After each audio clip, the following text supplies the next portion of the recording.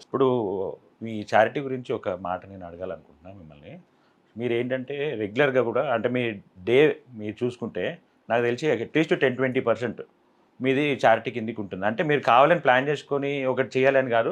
But మీ జర్నీలో మీరు ఎక్కడికెళ్తున్నా, ఏమైతున్నా అక్కడ ఎవరైనా మీకు పేదవాళ్ళు కనపడ్డా, లేకపోతే ఏదైనా ముసలోళ్ళైతే బట్టలు లేకుండా ఈ పైన చలికాలంలో బ్లాంకెట్స్ లేని వాళ్ళు, లేతే పేదరికంలో ఉన్నవాళ్ళు, ప్రాబ్లమ్స్ ఉన్నవాళ్ళు ఉంటారు గదా! మీరు ఆన్ ద స్పాట్ వాళ్ళకి ఆపుతారు, హెల్ప్ జేస్తారు. హ్మ్. వాళ్ళకి ఇస్తుంటారు. వాళ్ళకి అవసరమైనంత ఏదో అవును. మీకు తోచినంత హెల్ప్ చేస్తుంటారు అవును. కదా! అవును. అవి మీరు చేస్తున్నారు బానే ఉంది. బట్ దాన్ని కూడా రీల్ చేసుకొని దానికో బ్యాక్‌గ్రౌండ్ మ్యూజిక్ యాడ్ చేసి ఇన్‌స్టాగ్రామ్‌లో పెట్టుకుంటున్నారు కదా! మీరు సేవ మీ మనసుతో చేస్తున్నారా? వాళ్ళ కోసం సహాయం వస్తదని చేస్తున్నారా? లేకపోతే మీ పబ్లిసిటీ వస్తదని చేస్తున్నారా? మీ సేవ ఉద్దేశ్యం ఏంది? అనేది నేను మనస్ఫూర్తిగా చేసేసి మరి దానికి రీల్‌లో ఎందుకు పెట్టాలా? దాన్ని మళ్ళీ ఒకరితోని షూట్ చేపిచ్చి, దాన్ని ఎడిట్ చేపిచ్చి, బ్యాక్‌గ్రౌండ్ మ్యూజిక్ యాడ్ చేసి, మీరెవరిని టార్గెట్ చేయాలనుకుంటున్నారు ఆ రీల్ ద్వారా? తెలీదు. మన చేసిన పని నలుగురికి తెలియడము. ఓకే. But okay. ఇలాంటివి చేయొచ్చు. చెయ్యాలి అనేది మామూలు మెసేజ్ ఇవ్వడం. అహా! నేను అడుగుతుందేందంటే, మీరు చేస్తున్నానని జనాలకు చూపించుకోవడానికా?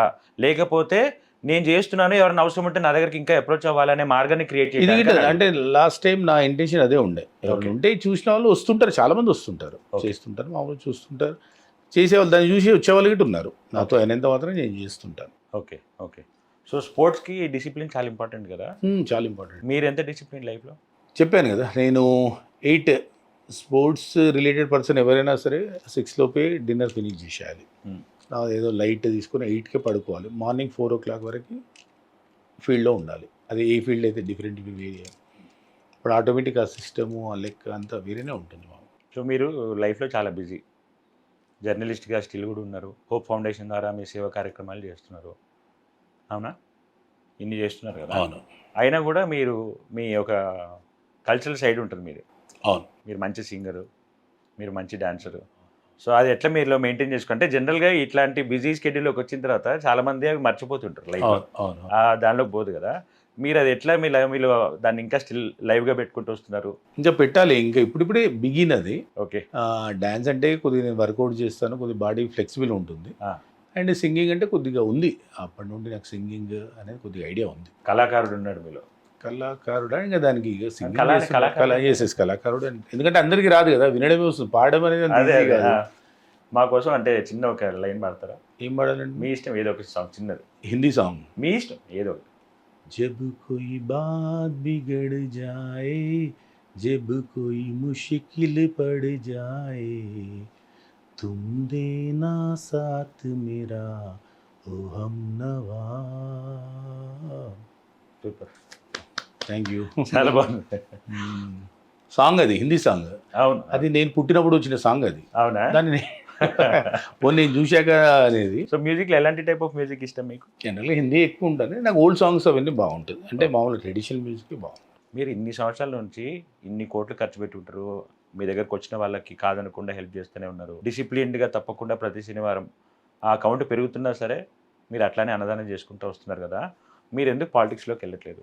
ఇంకా నాకు వేరే రెస్పాన్సిబిలిటీస్ ఉన్నాయి. ఆ! అది అయ్యాక సో, ఉందా ఖచ్చితంగా మీకు ఆలోచన ఉందా? ఉంది. పాలిటిక్స్‌లోకి వచ్చే ఆలోచన ఉందా? ఉంది. బట్ నా రెస్పాన్సిబిలిటీ అయ్యాక నేను ఇంకా టైం ఉందంటారు. టైం. ఎందుకంటే నా రెస్పాన్సిబిలిటీ ఫుల్‌ఫిల్ చేయండి నేను దానికి వెళ్ళినాను ఇక్కడ ఫెయిల్ అయినాం అనుకోండి ఏ బాగుండదు. రెస్పాన్సిబిలిటీ అంటున్నారు? పిల్లలు చిన్నవాళ్ళు. ఓకే. ఓకే. ఆ! వాళ్ళు ఒక ట్రాక్‌లోకి వచ్చేంత వరకు. సో, కొండా విజయ్ కుమార్ గారికి పొలిటికల్ అవ్వాలనే ఎవరికి ఉండదు చెప్పండి సార్. ఆ? ప్రతి ఒక్కరికి సేవ చేయాలనుకున్నప్పుడు పొలిటికల్ మంచి ప్లాట్‌ఫార్మ్ ఆ. చేయాలని ఉంటుంది. బట్ అంటే ఎవరన్నా ఎలక్షన్స్‌లోకి పొలిటికల్ కెరియర్‌లోకి వచ్చే ముందు ఇవన్నీ చేసుకుంటూ వస్తారు కదా! అవును. సో, మీరు ఇన్ని ఇయర్స్ నుంచి చేస్తున్నారంటే మీ ఇంటెన్షన్ పొలిటికల్ లీడర్ అవ్వడం కోసం ఇవన్నీ ఏం చేయట్లేదంటారు. లేదు. బట్ ఫ్యూచర్‌లో ఉంది ఆలోచన. ఆ! ఇప్పుడు మంచి వాళ్ళు ఉన్నారు, రూల్ చేస్తున్నారు, చేయనియండి. మనకు అవకాశం నేను చెప్పాను కదా రెస్పాన్సిబిలిటీస్ మనం మిస్ చేసుకొని పోయాక మనం బ్యాక్ చేసే వరకు మన ఫ్యామిలీ గిట్ట సక్సెస్ కాలేదనుకోండి అప్పుడు తల కొట్టుకోవాలి మనం. సో, ఆ సెటిల్మెంట్ అయిపోయిన తర్వాత ముందు ఫ్యామిలీని సెక్యూర్ చేసి యెస్. 100%. పబ్లిక్ కోసం వస్తారంటారు. ఓకే. ఎందుకు కొండా విజయ్ కుమార్ గారు అన్ని పార్టీలతో సన్నిహితంగా ఉంటారు? అంటే ఇప్పుడు ఎలా అయిపోయిందంటే నేను లాంగ్ బ్యాక్ షాబాద్ నుంచి ఇక్కడ సెటిల్ అయిపోయిన తర్వాత అప్పుడు ఇక్కడ మున్సిపాలిటీ మంచి వాతావరణం అందరితోటి అందులో నేను జర్నలిస్ట్గా ఉన్నాను కాబట్టి అందరితోటి హ్యాపీగా నవ్వుతున్నాను. నేను ఒక పార్టీకి ఉంటే మిగతా పార్టీలు ఆటోమేటిక్ నన్ను దూరం పెట్టేస్తాను. అవును. అదే జర్నలిస్ట్ మీరు అంటే ఒక పార్టీ ఎందుకు ఇంతవరకు మీరు ఒక పార్టీకి సపోర్ట్ అంటే ఇంకా మధ్యలో ఒకసారి ట్రై చేశాను. బట్ పార్టీ ఇంకా కంప్లీట్ వెళ్ళలేదు. బట్ ఇంకా లేదు కొద్దిగా టైం అప్పుడే అనుకున్నారు. ఇంట్లో మీరు చెప్పారు కొన్ని రోజులు ఆగదాం పిల్లలు సెటిల్ అవ్వాలి. అంటే నిజంగా మీకు అందరితో మంచిగా ఉండడం నచ్చిందా? లేకపోతే ఒకళ్ళని సపోర్ట్ చేస్తే మిగతా వాళ్ళు మిమ్మల్ని ప్రెషరైజ్ చేస్తారన్న భయంతో మీరు ఎట్లా ఉంటున్నారా? ఇది ఉంటుంది, మనం పాలిటిక్స్ ఎంటర్ అయ్యాక ప్రెజరైజ్ చేసేయడం ఉంటుంది. బట్ అందుకే నేను ఫస్ట్ నా ఫ్యామిలీ సెటిల్ అయ్యాక నేను ఆటోమేటిక్గా ఓకే. ప్రెజరైజ్ ఫేస్ చేయాల్సిందే ఒకవేళ ఉంటే మిమ్మల్ని చేయనికి రెడీవి. ఓ అవునా? ఖచ్చితంగా కదా, అప్పుడు ఇంకొక కొత్త కొండ విజయ్ కుమార్ కనిపిస్తుంది. ఖచ్చితంగా చూడాల్సిందే. అవునా? ఇప్పటికి అప్పటికి ఏం డిఫరెన్స్ వస్తుంది అంటారు మీలో? అంటే నాకు ప్రెజరైజ్ ఉంటే దానికి ఆన్సర్ చెప్పాల్సిందే కదా నేను. అది ఇప్పుడు నన్ను క్వశ్చన్ చేసే వాళ్ళు నేను క్వశ్చన్ చేయకుండా ఉండను కదా, ఖచ్చితంగా క్వశ్చన్ చేయాలి. ఇప్పుడు అది అంచుకొని ఉంటున్నారా? ఇప్పుడు అంటే అంచుకుని అంటే నాకు ఇప్పుడు అవసరం లేదండి. ఓకే. సపోజ్ నేను నా టైం లేదనుకోండి పొలిటికల్ వైపు, నేను నా అనవసరం. ఇప్పుడు నన్ను క్వశ్చన్ చేసినప్పుడు నేను ఖచ్చితంగా క్వశ్చన్ చేస్తాను. ఏదైనా పార్టీ మీద అంటే ఒకవేళ నేను అడిగితే మీరు ఏమైనా పార్టీ గురించి మంచి చెప్పాలని చెప్పే కంఫర్ట్ జోన్ ఉందా మీకు? ఫర్ ఎగ్జాంపుల్ బీఆర్ఎస్ పార్టీ ఉందండి, వాళ్ళలో మీకు అనిపించిన ప్లస్, నేను వేరే వాళ్ళని విమర్శించమనట్లే, ఆ పార్టీలో మీకు అనిపించిన ప్లస్ చెప్పండి. మంచి రూల్ చేశారు, పబ్లిక్ కనెక్ట్ అయి ఉన్నారు, బస్ హైదరాబాద్ మంచి డెవలప్ చేశారు. ఇప్పుడు జిహెచ్ఎంసీ టాపిక్లో మీ మీద చాలా ఎలిగేషన్స్ వస్తాయి కదా. ఓకే. అంటే తీసుకొచ్చారు కదా. ఓకే. జిహెచ్ఎంసీ పర్మిషన్స్ ఇదన్నీ చేశారని. బీఆర్ఎస్ రాకముందుకి ఆల్మోస్ట్ మాన్యువల్గానే నడుస్తూ ఉండే, బీఆర్ఎస్ పార్టీ వచ్చినాక దాన్ని ఆటోమేటిక్ అంతా తీసుకొచ్చారు, ఆన్లైన్కి తీసుకొచ్చారు కదా. సో ఆ బీఆర్ఎస్ పార్టీ వచ్చి కూడా ఆల్మోస్ట్ 2014 వచ్చిందండి. ఓకే. 2014 నుంచి ఉంది కదా. సో అప్పుడు కూడా మీ మీద ఎలిగేషన్ ఎట్లా చేస్తున్నారు అంటారు? అంతా ఆన్లైన్ అయిపోయిన తర్వాత ఏమో అదే అర్థం కావట్లేదు. అంటే ఇప్పుడు సరే, నా ఎలిగేషన్, నా విక్టిమ్ ఎవరు ఉన్నారంటే ఓకే, అతన్ని అడిగి వచ్చి నన్ను విజయ్ ఇలా చేశాడు. కొండ కన్సల్టెన్సీ అసలు ఏం చేసేవాళ్ళు అంటే అన్నీ ఉంటాయండి, అందులో కన్స్ట్రక్షన్స్ ఉంటాయి. ఇప్పుడు మనకు సపోజ్ తెలిసిన వాళ్ళ సైట్ ఉంటే దాన్ని లీజ్ తీసుకుంటాం, కట్టియడం చేయడం, ఈవెంట్ మేనేజ్మెంట్లు, లేబర్ సప్లై అని చాలా మల్టిపుల్ ఉన్నాయి అందులో. అంటే నేను ఒక మాట అడుగుతా, ఫైనాన్షియల్ అడ్వైజ్, కామన్ మ్యాన్గా ఒక మాట అడుగుతా. ఒకప్పుడు జిహెచ్ఎంసీ పర్మిషన్లు కానీ కన్స్ట్రక్షన్ పర్మిషన్స్ కావాలంటే కార్పొరేటర్ దగ్గరకో లీడర్ దగ్గరకో వాళ్ళ దగ్గరికి వెళ్ళి తిరుగుకుంటూ అది చేయాల్సి వచ్చేది. అది కామన్గా అందరికి ఉన్న ఇదే. నాకున్న గ్రౌండ్ ప్రిన్సిపల్ ప్రకారం మీ కాన్స్టిట్యుయెన్సీలో జనాలు చెప్పింది ఏంటంటే, అలాంటి బాధలన్నీ ఆయన తప్పించి మాకు ఒక గైడెన్స్ ఇచ్చేవాడు. ఒక గైడెన్స్ ఇచ్చేవాడు, ఎలా పర్మిషన్ అప్లై చేసుకోవాలి, నీకున్న ఏంటి ప్రాబ్లమ్స్ ఏంటి, ఏమేమి తీసుకోవాలి, దాని డాక్యుమెంటేషన్ వరకు ఎట్లుంటుంది. అంటే ఒక ఆఫీసర్ అక్కడ ఎంత లెవెల్లో ఇన్ఫర్మేషన్ ఇస్తారో ఇది మాకు ఆ ఆఫీసు తిరగకుండా ఆ గైడెన్స్ ఇచ్చేవాళ్ళు. దాన్ని బట్టి మేము పోయి పర్మిషన్ అప్లై చేసుకుంటే మాకు చాలా ఈజీగా వచ్చేది, హెల్ప్ మాకు చేసేవారు అని అన్నారు. సో దాన్ని మీరేమంటారు? అది కన్సల్టెన్సీ అంటే ఇక నేను ఫీజు ఇప్పుడు టైం ఇవ్వాలి, దానికి ఫీజు కలెక్ట్ చేస్తాను. ఫీజు తీసుకోవడం కరెక్టే. నేను అంటుంది మాకు ఇంకా మంచి జరిగింది కొండా విజయ్ కుమార్ వల్ల, మాకు ఇంకా మంచి జరిగింది. వాళ్ళ లీడర్ల చుట్టూ వీళ్ళ చుట్టూ వాళ్ళ చుట్టూ తిరుగుకుంటా అలా కాకుండా మేము డిపెండెంట్ కాకుండా ఆయనతో గైడెన్స్ తీసుకోవటము, మంచి పర్మిషన్ తెప్పించుకోవడం, హ్యాపీ ఇల్లు కట్టుకోవడం ఉండడం ఒక మంచి చేశారు ఆయన అంటున్నారు. మరి అట్లాంటి మంచి పని చేసిన కొండా విజయ్ కుమార్ గారిని మీరు మొత్తం మున్సిపల్ అథారిటీస్లో ఇది అయిపోయారు, దొంగ పర్మిషన్లు తీసుకొస్తారు, దొంగ పేపర్లు ఇస్తారు అనే ఇది వస్తుంది కదా మీ మీద. ఇవి వింటున్నప్పుడు అరే నేను చేసింది ఇది కదా, ఇప్పుడు వస్తున్న మాట ఇది కదా అని మీకు ఏం అనిపించట్లేదా? బాగా అందుకే అంటున్నా మీరు చేసి. అంటే ఒకటి ఎలా ఉంటుందంటే, మనము కొన్నిటికి ఒక ఇద్దరు ముగ్గురు మనం ఇక్కడ క్యాబిన్లో కూర్చొని నలుగురు ఎలిగేషన్ చేస్తే ఆన్సర్ ఇవ్వగలుగుతాం. ఇది దానికి నేను ఆన్సర్ ఇచ్చుకుంటే నాకు నా మనసుకు తెలుసు, నా అంతరాత్మకు తెలుసు, పబ్లిక్ కూడా తెలుసు. పబ్లిక్ తెలుసు కాబట్టి మీకు నాకు ఎన్ని కాల్స్ రావాలి అన్నీ వస్తున్నాయి. మీకు ఏం కాదు, మీకు అలాంటి రూమర్స్ వస్తాయి, మీరు ధైర్యంగా ఉండండి. దానిలో ఏముందండి? అదే మీ మీద ఏమైనా క్రిమినల్ రికార్డ్ పడలేదు కదా. ఇప్పుడు చాలా మంది ఎంక్వైరీ చేశారు పోలీస్ స్టేషన్స్ కి, నా మీద ఏమైనా కేసెస్ ఉన్నాయా, అవి ఉన్నాయా అని చెప్పేసి. అసలు నా మీద కేసెస్ ఉంటే నేను వర్క్ చేసే ఆర్గనైజేషన్ ఫస్ట్ నన్ను సస్పెండ్ చేస్తుంది. అలానే కాదు, అసలు మీరు మొత్తం ఆఫీసర్లనే రూల్ చేస్తారా అన్న, మళ్ళీ మీ మీద కేసులు నేను ఎట్లా అడుగుతా? అదే అర్థం కావట్లేదు. ఆఫీసర్స్ కొందరు జర్నలిజం చేస్తున్నారు, నాకు అర్థం కావట్లేదు. అది జర్నలిజం అంటారా ఇంకేమని అంటారా నాకు అర్థం కావట్లేదు అసలు. నాకు అంటే జర్నలిజం ఒక మీనింగే మారిపోయింది అంటున్నారు. కొన్ని మధ్యలో న్యూస్ చూస్తే మీనింగే మారిపోయినట్టు. సో ఇది మారాలంటే ఏం జరగాలంటారు? ఏం చేయాలి అది ఏం అర్థం కాదు. చూడ పెద్దవాళ్ళు సోషల్ మీడియా వచ్చిన తర్వాత జర్నలిజం విలువలు పడిపోయినాయి అంటారా? అంటే కొందరికి అయితే కొన్ని ప్లాట్ఫామ్ అయితే పర్ఫెక్ట్ ఉంది సోషల్ మీడియా. ఇప్పుడు నేను నన్ను అన్నారు వీడియో పెట్టండి అని అన్నారు, దాన్ని చూసి పెడదాంలేండి మనకి ఏంటి అనేది. అంటే మీరు ఎన్ని ఎలిగేషన్స్ వస్తున్నాయి కదా నీ మీద అది ఇది అని చెప్పి చూసి ప్లాన్ చేసి. ఇప్పుడు ఎలా అంటే మనం దాన్ని మీ ఇంటి పేరునే అనకొండ అని చేసేసి అక్రమాలు అనకొండ అంటున్నారు కదా. అవును. సో ఆ లెవెల్ వరకు పోతుంది అని అంటే ఒక్క ఎవిడెన్స్ కూడా చూపెట్టకుండా అనకొండ బస్ అంతే. ఇంకోటి బ్రదర్ మనం మంచి ఫిట్నెస్ అక్రమాలు అనకొండ అంటున్నారు. అంటే మీకు తెలిస్తే కొద్దిగా నేను జనరల్గా నాది 48 ఏజ్, జనరల్గా ఏదో భగవంతుడిలో మంచి ఫిట్నెస్ మెయింటైన్ చేస్తాను, చూడడానికి అనకొండలాగానే కనిపిస్తాను. కొండ అని ఉంది, ఒకటి యాడ్ చేస్తే అనకొండ అనేది. అంటే కొండతోటి కాదు, మళ్ళీ నేను ఏదో షార్ట్ ఉండి లీన్ ఉంటే నన్ను అనరు, అనకొండ అనరు. అప్పుడు అక్రమాలు అనకొండ అంటున్నారు.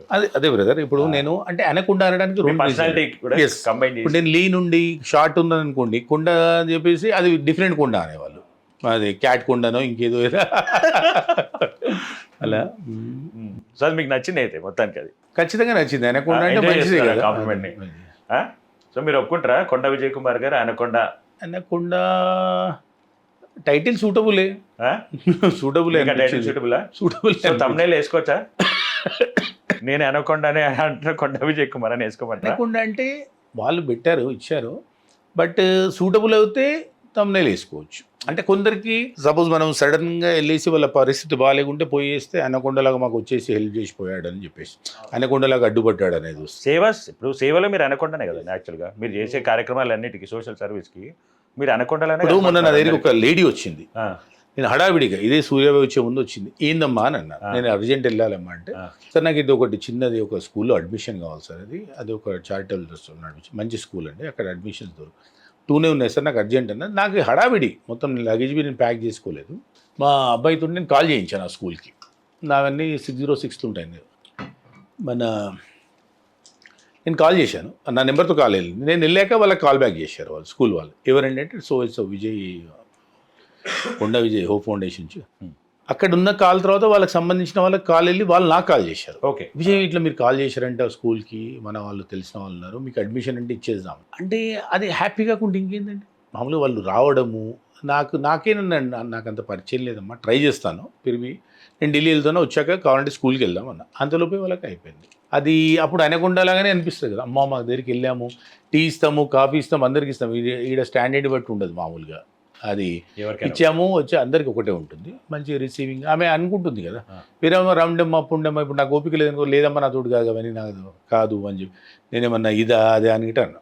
ఏది లేదు, ఓపిక. నాకు ఫస్ట్ పేషెన్సీ అండి, నా మంచి గోల్డ్ ఇవన్నీ తర్వాత విషయం, గోల్డ్ మ్యాన్ పేషెన్సీ విషయంలో చూడండి, నన్ను టచ్ చేసి చూడండి మీరు. మామూలుగా సరే సేవ ఒకటి చేస్తున్నారు, బట్ మీరు ఎవరి వల్ల సాధ్యం కాని సేవ ఇంకొకటి కూడా చేస్తున్నారు, తిరుపతి దర్శనాలు. అలా అదేం లేదు, భగవంతుడు ఏదో మనకి కనిపించింది. అది ఎట్లా పాసిబుల్ అయిందంటారు? అంటే నేను డోనర్ అండి అక్కడ, అది బస్. అంటే మీరు అది పబ్లిసిటీ లాగా చేస్తారా, లేకపోతే ఆ జనాలని, అంటే కొంతమంది ప్రజల్ని, మీతో వీళ్ళంత ప్రజల్ని దర్శనానికి పంపించడం మీకు ఒక హ్యాపీనెస్ ఇస్తుందా? మనకి ఎవరు వరంగల్ నుంచి వస్తారు, భద్రాద్రి నుంచి వస్తారు, కర్నూలు నుంచి వస్తారు, గుంటూరు నుంచి అడుగుతారు, ఫోన్ చేసి అడుగుతుంటారు, అవకాశం ఉంటుంది. మీ దగ్గర అంటే ప్రోటోకాల్ ఎట్లుంటుంది? ఎవరైనా వచ్చి అడుగుతున్నారు అనుకోండి, మీరు ఎట్లా అనాలిసిస్ అంటే వాళ్ళకి ఎట్లా మీరు శాంక్షన్ చేయాలా వద్దా, వచ్చిన ప్రతి ఒక్కరికి ఇస్తుంటారు? డేట్స్ ఉంటాయండి, కొన్ని డేట్స్ నేను పెట్టుకున్నాను, ఆ డేట్స్ ఖాళీ ఉంటే ఇచ్చేస్తాను. సో మన ఈ వీడియో చూసి ఎవరైనా ఎక్కడి నుంచైనా కావచ్చు, ఏపీ తెలంగాణలో ఎక్కడి నుంచైనా కావచ్చు, తిరుపతి దర్శనం కోసం, వెంకటేశ్వర స్వామి దర్శనం కోసం మిమ్మల్ని అప్రోచ్ అవ్వాలంటే ఆ ప్రోటోకాల్ ఏంటి, పద్ధతి ఏంటి? మనకు అంటే నేను ఇక్కడ మా దగ్గర ఒక సిస్టమ్ ఉంది, ఆ సిస్టంలో ఖాళీ ఉంటే వాళ్ళు ఎవరు అనేది అనవసరం. ఏంటంటే కొన్ని ఇబ్బంది అవుతున్నది, కొందరు వేరే వాళ్ళు రావడము, కొందరు మధ్యలో నేను చేసేది స్వామి సేవ, కొన్ని దగ్గర మిస్యూజ్ గిట్ అవుతున్నాయి, కొందరు డబ్బులు తీసుకోవడం, అలాంటిది ఏమి ఉండదండి. నా దగ్గర ఉన్నంత వరకు నేను డోనర్ని, నా దగ్గర ఉన్న టికెట్స్ నేను అందరికి ఇవ్వడానికి నేను ఉన్నాను మామూలు. ఓకే, వాళ్ళు వీళ్ళు అని ఎవరు అప్రోచ్ అయితే డేట్ ఖాళీ ఉంటే ఇచ్చేయడం.